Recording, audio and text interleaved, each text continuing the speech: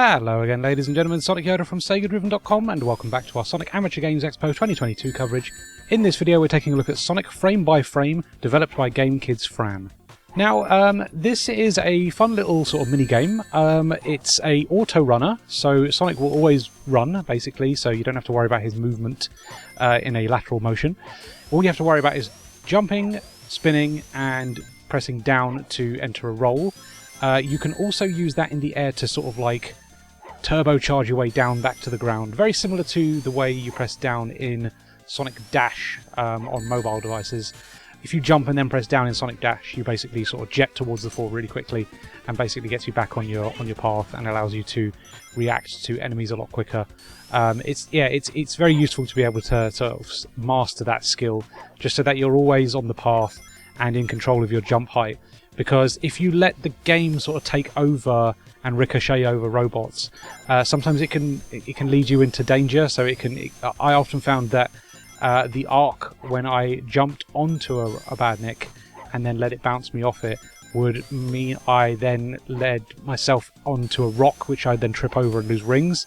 So you can avoid that by using the sort of ground pound essentially to get yourself back on the track and jump before the rock, which is really helpful. And it makes the boss very easy as well. The boss is quite an interesting little thing. It's basically firing purple and blue gloves at you. The purple gloves will hurt you, and the only way you can defeat them is by using your spin ability when you're in a jump. And the blue gloves, you basically want to be hitting those to bounce them back at the robot.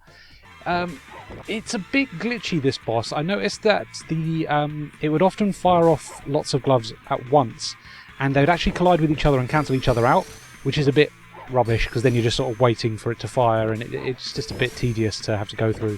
It'd be nice if there was more of a clear pattern to it, but that's my only real complaint. Other than this is just very short. There's not a lot here, unfortunately. It's one stage and a boss, and it's over very, very quickly. I'd like to see this expanded on, to be honest with you. I think it needs to take more influence from Sonic Dash. I think it needs to have like loops and more environmental hazards and just more obstacles to interact with, other than just ducking under things and defeating robots and jumping over pits and rocks. I know that's there's a fair bit there, but I'd like to see some loops at least. I'd like to see something a little bit more typically Sonic that reminds you of Green Hill Zone and stuff like that.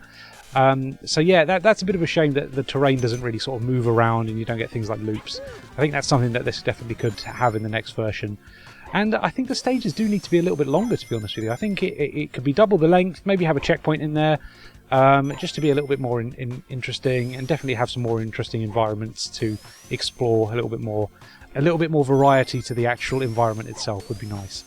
But yeah, this is an interesting start. I'm definitely intrigued to see where this goes from here. But at the moment, it's perfectly functional, and I didn't hate it by any means. I quite like the art style as well. It's very sort of hand-drawn looking. It looks very Newgrounds in a way, which is no bad thing. But yeah, I'd just like to see it expanded on. I think this is an interesting start, but it's not going to hold your attention for very long, and it's over very quickly. So yeah, I definitely want to see this built upon, and I'm looking forward to seeing what the next demo is like.